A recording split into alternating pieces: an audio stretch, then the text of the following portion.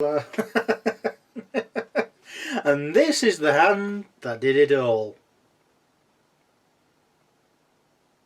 So,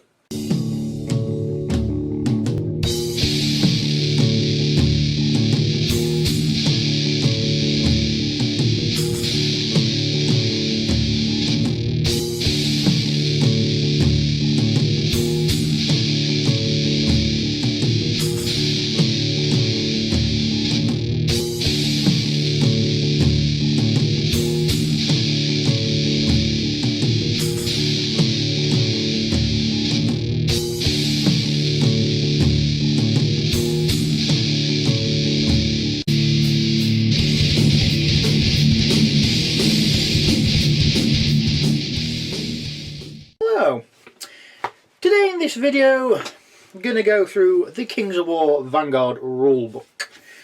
Now I should say that unless you want a physical copy of the rulebook, it's not completely necessary to play the game, because everything you can find online, the basic rules, army lists, well, warband lists they're calling this, it's all there. The only bits that aren't are background bits, and I think that's basically it. There's a few art pieces, but most of them are taken from Kings of War 2nd edition and Dungeon Saga. So the rulebook and of course the game itself was on Kickstarter and was released officially in 2018. The rulebook itself is hardback and it goes for about I think it's 20-25 quid, which isn't bad. I'll go through it as we're going along. So the book itself is about 161 pages, 162 including inner covers and whatnot, but ignoring all that, it's about 159, which is still a fair size. It's still a fair size. In it, start with the contents page, which fairly self-explanatory. We've also got a little story after the contents page, then welcome to Vanguard, with the designer and one of well, two of Mantic's well-known people at this point, Matt Gilbert and I believe it's Elvis Fisher. I'm pretty sure that is him. Then it's what you will need: dice, tape measure. The dice in this are D8s. Does use D6s, but instead of numbers they've got different icons on to denote different numbers of power, different counters. And then it goes on to the model stats, which are 2 pages. Now the only criticisms I've got here is, and it's not personal to me, but I can see it being a problem to some people, is that the stat card they've used an example is too small. I can imagine this being an issue for some people to actually see what they're looking at. Also, it's not numbered on what things are. Like, for instance, it's got SP6, should have a little, I don't know, 1 or something next to it, just to maybe say this means this, that means that. Again, I can see what stuff means, but for some people it might not be so easy. Next we have the rules, which are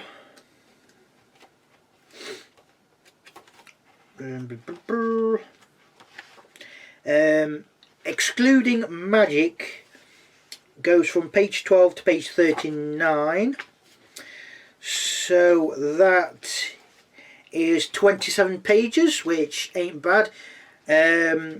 It goes through pretty much everything from moving, charging, shooting and all that, and it's fairly well thought out and is set up quite easily. The only downside to it, the rules is, and this is a personal preference for me, is that using power dice, there's way too many options, and a lot of players will find that useful. And options are good, it's just there's too many and not gonna remember a lot of them, especially the group actions. I ain't gonna remember many group options, unfortunately. The special, there are only 3 pages of special rules, and really that's about enough. There's some special rules that are just on the unit stat cards, which is fine, but it goes through what stuff is and what stuff does and so on, as you'd expect. Then there's the pages of magic. Now there is the special magic for campaigns and whatnot, and which you could use in normal games if agreed by players. That's found more towards the back end of the book. I don't see why it isn't with the rest of the magic. I'd have thought it would have been all together if it was me. There it tells you how to cast spells. There is, how many pages? There's 1, 2, 3 pages of magic. It's not bad at all. There's also faction specific spells, but they're again given on the faction pages. Then it goes on to creating a warband, which is pretty decent as it was. Very nicely done. Game scenarios tells you how to set the game up and to roll for different scenarios, which there are 1, 2, 3, 4, 5, 6, 7, 8, 9, 10, 11. There are 12 scenarios in total, which most games go for about 4 to 6, so to have double that much is really, really good. Some of them you need either specific models or something that looks like the models, which fine, whatever. One of them you do need a rather large model, sort of like the Mantic giant in that regards, which I've played. It is fun, but you do need that model for it to work, or something on a 75mm base or similar. What's also noticeable in the scenarios is it gives you a little bit of help if you want, well, not help, a hook as it was, if you want to link them into King's War games, because Vanguard is very much helping with King's War games. Do you want to play like a mini campaign thing and then have like a little warband just going off scouting, seeing where the enemies is, taking positions and whatnot? And it gives if you win the battle you get this, or if your opponent wins the battle they get this. It's just a little thing, but it's really nice. I mean, the capture the giant one, for example, if you win you get a free giant even if you can't take one normally in your army, which is very nice. Next we go on to the background, which is from page 67 to page 73, so that is 6 pages. It's honestly a bit weak, the weakest bit, and if I'm honest, it goes a little bit to the forces of good, a little bit for the forces of the neutral forces and the forces of evil. Most of the background is taken up by Basileans and the Night Stalkers, which fine, they are the 2 major forces in this book background wise, but I would have liked to have seen a bit more. Then we go on to warband lists. Now there are 1, 2, 3, 4, 5, 6, 7, 8, 9, 10, 11, 12, 13, 14 warband lists, which are very nice. Like I said at the start, you can find updated ones, because army list wise these are a bit out of date. They are being updated with points, new units, so on and so forth. But if you just want to use from this book as kind of like a basic idea of how to play and whatnot, and just getting into it, it does you well enough. You can find them online, the updated stuff. Basilians, dwarves, what else? Elves, Northern Lights, Forces of Nature, Ogres, Trident Realm, Abyssal Dwarves, Forces of the Abyss, Empire of Dust, Goblins, Night Stalkers, Orcs and Undead. Now, the one online does include all the lists from the 3rd edition Uncharted Empires book, which is very nice again. So you've got a lot of choice to go through, as it were. After the warband lists, and this is another thing I don't quite understand, you've got the basic equipment list. This is where you can buy extra stuff for your warband. Common items, you can have multiples of them on your models, so each one can have, say, I know, spear if you want. Rare items, you can only have one of each. Unique items are only for campaigns, but I'd argue you could use like one unique item on, say, like commander style models. That's what I'd say anyway.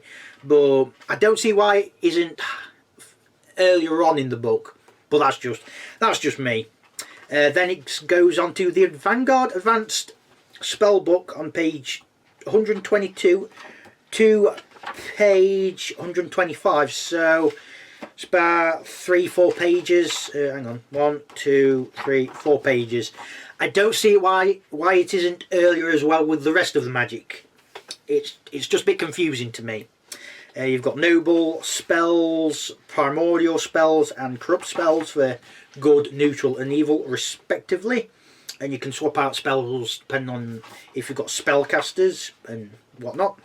Then it goes into campaigns, which like Dead Zone for example, your models get upgraded with different things, names, titles, different upgrades like stat things and rules, whatnot, depending on how well you play and what happens in the game and whatnot. And it's nice. It goes from page 127 to page, and it's rather big this bit, 153. So that is 26 pages for campaign rules, which goes fairly in depth for, in fairness. Then it's got 2 pages for you to scan and copy for your warband list, which is nice. Then it goes into a summary sheet, which some of Mantic rulebooks recently do not have these. I don't understand why, but it's very nice. I'd rather wish Mantic would have kept this on, and I hope they do going forward. Yeah, just 2 pages, just saying how the turn progresses, what you do, so on and so forth. If you're just getting into Vanguard with the 2 player starter sets, should I say, yeah, this will come with a version of this. Why not? If you're just getting the dice, a tape measure, bit of terrain, 2 warbands, maybe get this rulebook if you want something physical, or maybe just print the rules out because the rules are online for free. It's nice to have just to look through and whatnot, but personally, unless you really need this, it's just a case of personal preference. It's not a case of there's so much information background wise you really want it, or the art is, even though the art is nice, you've seen it elsewhere if you're a Kings of War player, or there isn't really that much to be going on with, unlike the Kings of War 3rd edition book, which if you've got the big rule book, the artwork in that is top notch. It is some of the best artwork I've seen in any rule book ever. Yeah, sorry it isn't longer, but yeah. So that's my thoughts on the Kings of War Vanguard rulebook. Thank you for watching. Goodbye.